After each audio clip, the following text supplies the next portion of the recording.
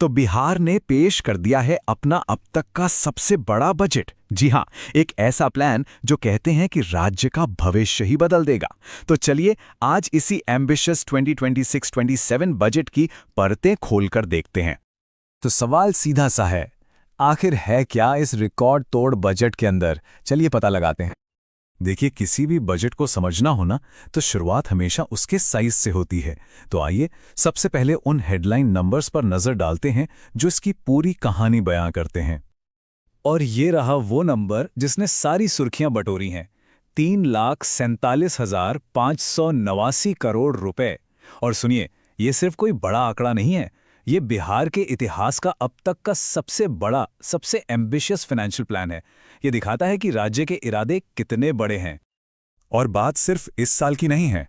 हाँ, पिछले साल से तो ये 10% ज्यादा है ही, लेकिन जरा सोचिए, अगर हम 2004-05 के बजट से इसकी तुलना करें तो ये 11 गुना बड़ा है। 11 गुना। ये आंकड़ा अपने आप में पिछले 2 दशकों में बिहार के इकोनॉमिक जर्नी की कहानी कह देता है। अब जरा इस ग्राफ को देखिए, रफ्तार साफ नजर आ जाएगी। 2014-15 में बजट था करीब 1.46 लाख करोड़ का, और आज हम बात कर रहे हैं 3.47 लाख करोड़ की, मतलब दोगुने से भी ज्यादा। ये नंबर्स खुद बता रहे हैं कि बिहार का इकोनॉमिक एक्सपेंशन कितना तेज रहा है। ठीक है, तो नंबर्स तो बड़े इंप्रेसिव हैं, लेकिन ये सिर्फ नंबर्स नहीं है ना? इनके पीछे एक विजन है, एक फिलॉसफी है। तो चलिए अब ये समझते हैं कि इस बजट को गाइड करने वाली सोच क्या है। इस पूरे बजट का जो कोर थीम है वो है संपन्न बिहार, समृद्ध बिहार। और ये सिर्फ एक स्लोगन नहीं है, ये एक विजन है कि आर्थिक तरक्की तो हो ही, लेकिन साथ साथ हर नागरिक का लिविंग स्टैंडर्ड भी ऊपर उठे। अब ये विजन आता कहां से है? ये आता है सरकार की 7 निश्चय 3 योजना से। ये उनका एक फ्लैगशिप प्रोग्राम है, और इस बजट के जरिए इसके 2 सबसे बड़े गोल हैं।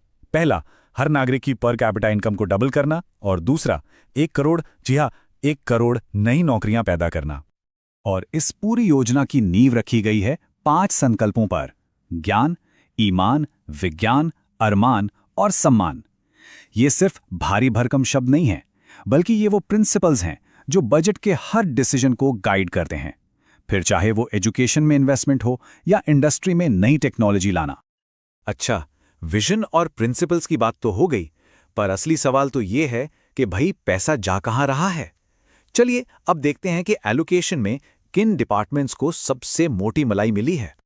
और यहां पर तस्वीर बिल्कुल साफ है। एजुकेशन डिपार्टमेंट, इन्हें मिला है अब तक का सबसे बड़ा हिस्सा, 68,000 करोड़ से भी ज्यादा। आप देखिए ये बाकी सबसे कितना आगे है। इसके बाद नंबर आता है रूरल डेवलपमेंट और हेल्थ का। तो प्रायोरिटीज एकदम क्लियर हैं। इसको एक और तरीके से देखिए, पूरे बजट का लगभग 5वां हिस्सा, करीब 20% सिर्फ और सिर्फ शिक्षा पे जा रहा है। ये पैसा जाएगा कहां? स्कूलों को सुधारने में, टीचर्स को सपोर्ट करने में और बेहतर क्लासरूम्स बनाने में। ये दिखाता है कि गवर्नमेंट की टॉप प्रायोरिटी क्या है। तो ठीक है, अच्छी शिक्षा भविष्य की नींव है, बिल्कुल सही बात। लेकिन उस भविष्य को बनाने के लिए मजबूत इंफ्रास्ट्रक्चर, सड़कें और इंडस्ट्री भी तो चाहिए, है ना? तो चलिए देखते हैं कि इस फ्रंट पर बजट में क्या है। राज्य को मॉडर्नाइज करने के लिए बहुत बड़े बड़े ऐलान हुए हैं। जरा सोचिए, 5 नए एक्सप्रेसवे, मतलब कनेक्टिविटी एकदम नेक्स्ट लेवल। 10 नए मेडिकल कॉलेज, मतलब हेल्थ सर्विसेज में बड़ा बूस्ट। बंद पड़ी चीनी मिलों को फिर से शुरू करना, इससे लोकल लेवल पे कितनी जॉब्स आएंगी। और तो और डिफेंस कॉरिडोर और सेमीकंडक्टर पार्क जैसी फ्यूचरिस्टिक योजनाएं भी हैं जो बिहार को एक नए इंडस्ट्रियल एरा में ले जाने का दम रखती हैं।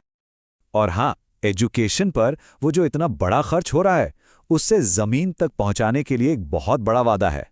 हर एक पंचायत में एक मॉडल स्कूल बनाया जाएगा। इसका मकसद साफ है, गांव के बच्चों को भी वैसी ही क्वालिटी एजुकेशन मिले जैसी शहरों में मिलती है। अच्छा, ये बड़े बड़े प्रोजेक्ट्स तो अपनी जगह हैं, लेकिन सवाल ये है कि आम आदमी की जिंदगी पर, उसकी जेब पर इसका क्या असर होगा। तो अब जरा उन स्कीम्स पर नजर डालते हैं जो सीधे सीधे लोगों और परिवारों को फायदा पहुंचाने वाली हैं। सबसे पहले किसानों की बात। इनके लिए एक नई स्कीम आई है, जननायक कर्पूरी ठाकुर किसान सम्मान निधि। अब इसमें क्या है, देखिए, पीएम सम्मान निधि से 6,000 रुपए तो मिलते ही थे, अब राज्य सरकार अपनी तरफ से 3,000 रुपए और देगी। तो कुल मिलाकर किसानों को अब सालाना 9,000 रुपए की मदद मिलेगी। फिर एक और बहुत बड़ा आंकड़ा है, सरकार का लक्ष्य है 94 लाख गरीब परिवारों को सीधे एम्पावर करना। और ये वो परिवार हैं जिनकी महीने की आमदनी 6,000 रुपए से भी कम है।